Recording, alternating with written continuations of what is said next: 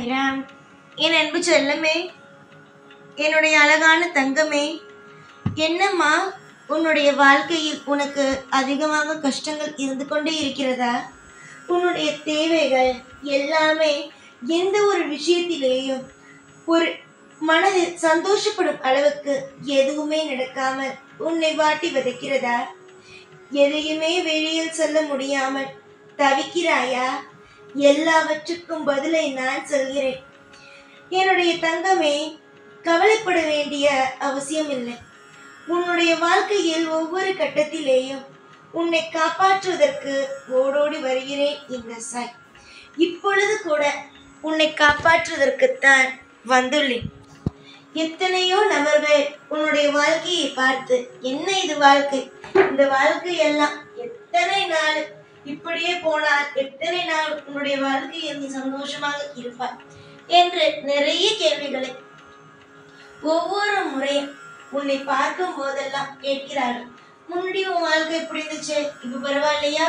உன் குடும்பத்துல இருக்கவங்க எல்லாம் முன்னாடி தப்பா இருந்தாங்களே, பொறுப்பு இல்லாம இருந்தாங்களே, தப்பான பழக்கங்களோட, இப்ப இதெல்லாம் திருந்தி நல்லா ஆயிட்டாங்களா அப்படின்னு கேட்கும் போது வரும் பாரு ஒரு வழி. உனக்கு அவ்வளவு வழி, அவ்வளவு நேரம் எல்லாத்தையும் மறந்துட்டு தான் வெளியில போவோம் அப்படின்னு போவேன்.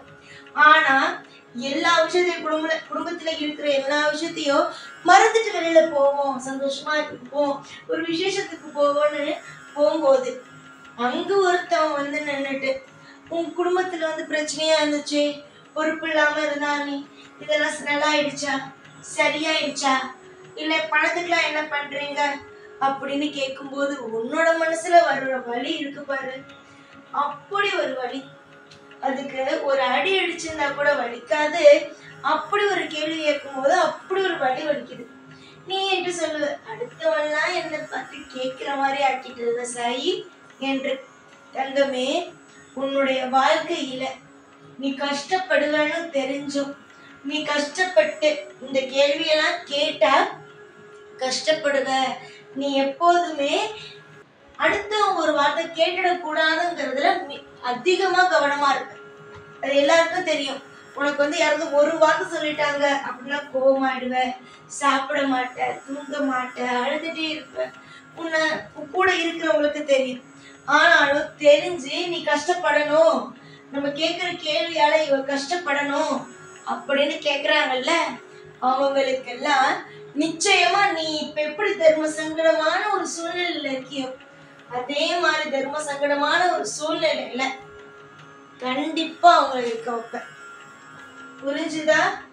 ஆடுற ஆட்டத்துக்கு உன்னை கஷ்டப்படுத்தி உன் கண்ணீரன அவங்க சந்தோஷமா இருக்கணும்னு நினைக்கிறாங்க. எப்படா யாரு வீட்டுலடா எந்த விஷயம் நடக்கும்னு காத்திருந்தாங்க. உன் வீட்டுல நடந்துருச்சு. நடந்த உன்னுடைய வீட்டுல எல்லாமே நடந்துருச்சா, அதை வச்சு குளிர்காயிறாங்க. இதுதான் உண்மை. அதே அவங்க வீட்டுல நடந்தா வெளியில தெரியுமா? வெளியில தெரியாத மாதிரி மூடி மூடி வச்சு மறைச்சிருவாங்க. அதே மொத்தம் வீட்டுல நடந்தது ஒரு விஷயம்னா அது அப்படியே ஆராய்ச்சி ஆராய்ச்சி கேட்டு கேட்டு கேட்டு எப்படியோ வெளியில கொண்டு வந்துருவாங்க. ஒரு சின்ன விஷயம் வெளியில தெரிஞ்சா அது 1000 ஊதி சொல்லுவாங்க. அந்த மாதிரிதான் சமீபத்துல ஒண்ணு அதிகமான ஒரு நபர் கஷ்டப்படுத்தின.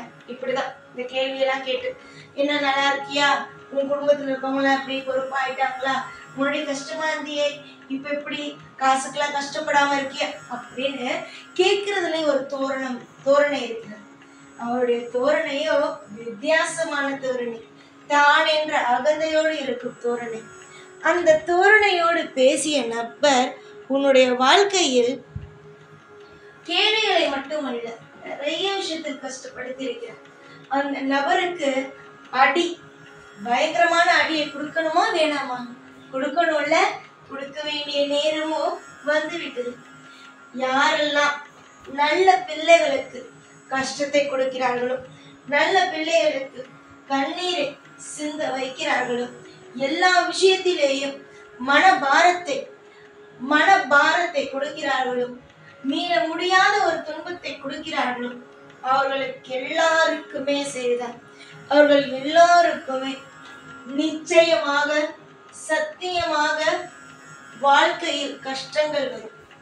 அடுத்தவனுடைய வாழ்க்கையில் குதூகலமாக, அடுத்தவர்களுடைய வாழ்க்கையில் கஷ்டம் வரும் பொழுது அது குதூகலமாக இருக்க வேண்டும் என்று நினைப்பவர்களுக்கு அது அப்படியே அவர்களுடைய வாழ்க்கையில் வந்து மற்றவர்கள் குதூகலமாக இருப்பார்கள். அதுதான்.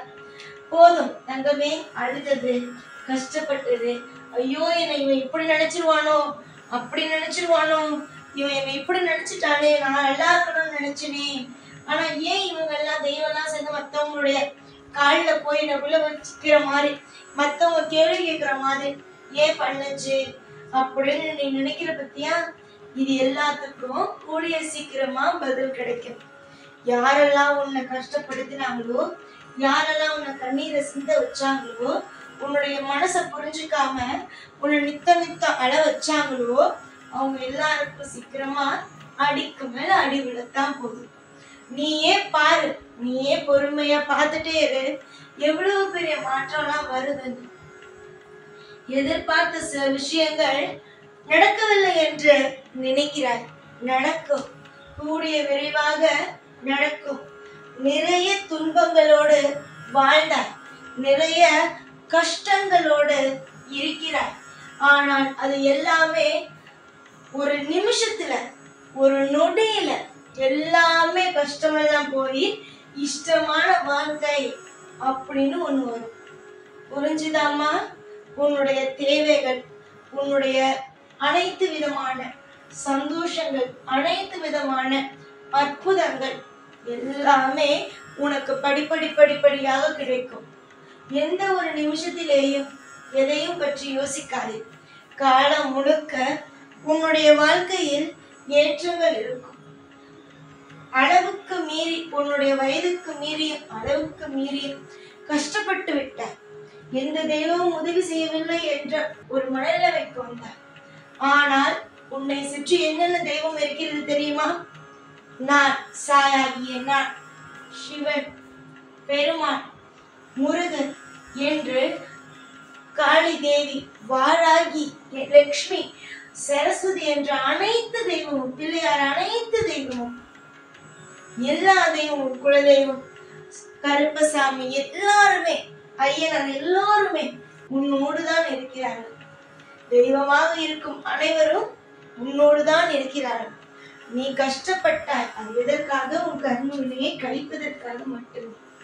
மற்றபடி வேறு எதையுமே இல்லை, எந்த ஒரு விஷயமுமே இல்லை. நீ இதுதான், இந்த விஷயம்தான், அந்த விஷயம்தான் அப்படிங்கிறது எதுவுமே கிடையாது. நிச்சயமா இனி வரும் நாட்கள் முழுவதும் உன் வாழ்க்கையில அற்புதம் நடக்கும், அதிசயம் நடக்கும். கண் கலங்க வேண்டிய அவசியம் இல்லை. உனக்கு துரோகத்தையே பார்த்து எல்லோருமே நம்மை துரோகம் தான் செய்வார்களோ, கஷ்டம்தான் படுத்துவாங்களோ அப்படின்னு நினைச்சு நீ அழுத நாட்கள் எல்லாம் போய் இன்பமான ஒரு நாட்களோ உனக்கு பிறக்கிற நேரம் வந்துட்டு. அதாவது ஒரு பிள்ளை பிறக்கும் போது எவ்வளவு சந்தோஷமா இருக்கும். அதோட முகம் தெரியாது. பிறக்கும் போது அது முகம் எப்படி இருக்கும்? அது கருப்பா இருக்குமா, சிகப்பா இருக்குமா, அது எப்படி இருக்கும் அப்படிங்கிற ஒரு ஆர்வம் இருக்கும்ல. அந்த மாதிரி உனக்கு ஒரு புதிதா ஒரு வாழ்க்கை பிறக்க போகுது. அது எப்படி இருக்கும் அப்படின்னா அழகா இருக்கும். எதிர்பார்த்துட்டே இருக்கு, ஒரு நாள் எப்ப நமக்கான நாள் பிறக்கும், நமக்கான ஒரு நாள் எப்போ பிறக்கும்னு எதிர்பார்த்துட்டே இருக்கல்ல. அந்த நாள் பிறக்க போது கூடிய அந்த நாள் அற்புதமா இருக்கும். அது பிறந்ததுல இருந்து அதிசயத்திற்கு மேல் அதிசயம் நடந்துட்டே இருக்கும். ஒவ்வொரு விஷயத்திலேயும் மாற்றங்கள் உனக்கு அமைஞ்சுக்கிட்டே இருக்கும். இன்னைக்கு ஒரு விஷயம் நடக்குதா, நாளைக்கு இன்னைக்கு ஒரு விஷயம் தப்பா நடக்குதா, நாளைக்கு அற்புதமா நடக்கும். ஒரே மாதிரி எல்லாமே இருக்காது. உனக்கு கஷ்டமான அத்தியாயம், அதாவது உன்னுடைய வாழ்க்கை கர்மம் என்ற ஒரு அத்தியாயம் முடிந்துவிட்டது. இப்பொழுது நீ நல்லது செய்திருப்பாய் அல்லவா? நல்லது செய்திருக்கிறாய். அதற்கான அத்தியாயம் பிறக்க போகிறது. வாழ்க்கையில் நீ மேலும் மேலும் மேலும் வசதியோடு இருக்க போகிறாய். எல்லா நாளும் எப்பொழுதும் உன்னோடுதான் இருப்பேன். அது எந்த ஒரு சந்தேகமும் வேண்டாம். கண்ணீரை துடைத்து கொண்டு சாய் தரும் அனைத்து விதமான அற்புதமான வாழ்க்கையை வைத்துக்கொண்டு நிம்மதியாக இரு. எப்பொழுதும் எல்லா நாளும் உன் கூடவே இருப்பேன். இந்த சாய்நான். ஓம் சாய்ராம்.